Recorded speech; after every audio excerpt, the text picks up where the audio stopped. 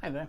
Today I'm taking a look at a Colhieta port, specifically Offley's 2001 vintage Colhieta.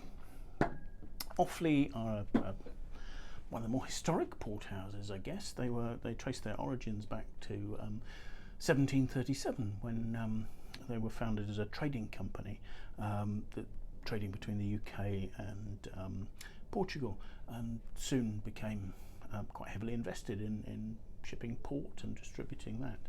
I suppose a milestone for Offley is that in the early 1830s, 1831 I think, James Forrester joined the company as a young man, and he was hugely energetic in terms of developing wine production in the Douro. He did a lot to identify the varieties, to select soil types, and also to chart the Douro Valley to enable people to move ports down the valley to Villanova de Gaia for aging and for shipping.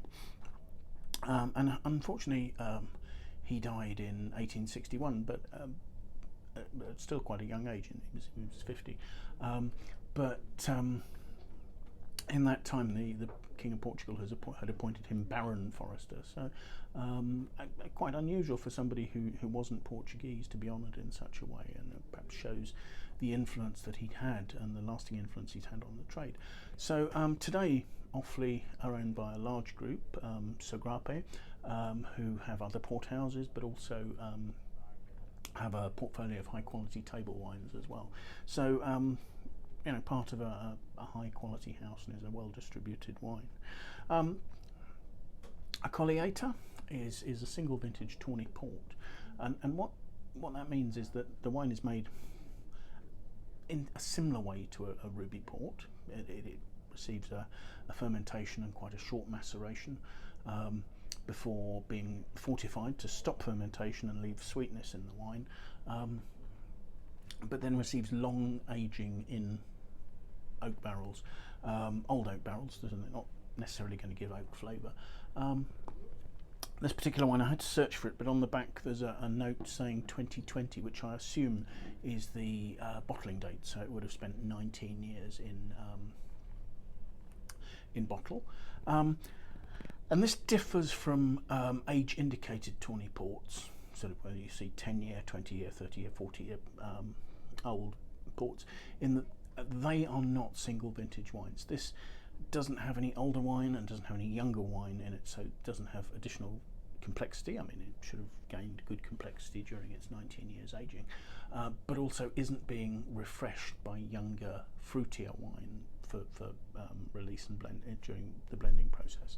So just the character of one vintage, and these wines should be drunk pretty soon after bottling. I mean, this is probably a little less than 3 years in bottle.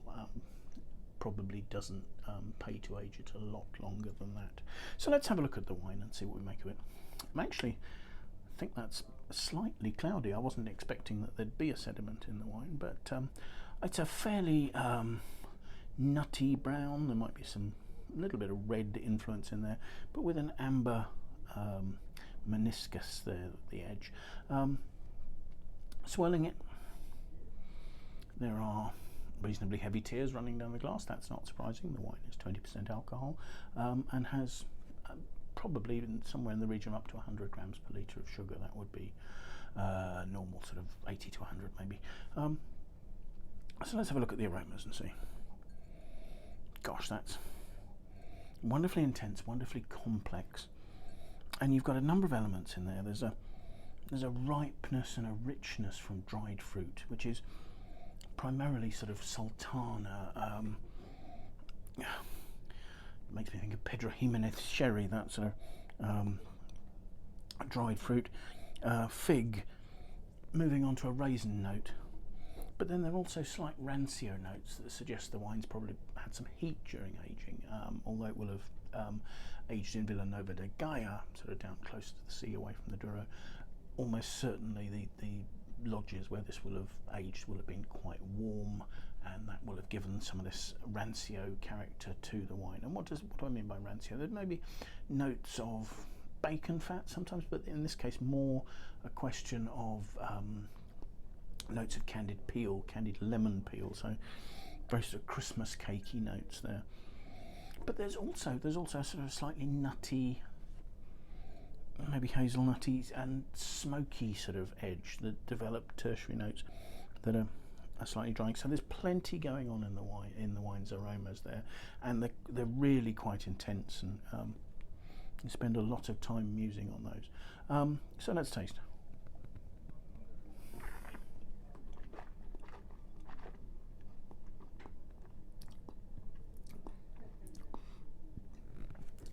Gosh, the wine is sweet and rich. It's very front of mouth.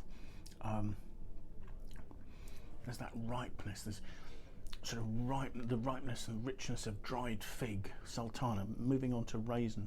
Almost slight touches of red fruit. There's almost a tiny wee hint of mulberry or something in there. There's like sweet spices at the end there, a little bit of cinnamon perhaps, and there's a liveliness as well coming. I was talking about candied peel. It's that sort of slight lemony freshness running through there, but and the flavours are lasting really nicely.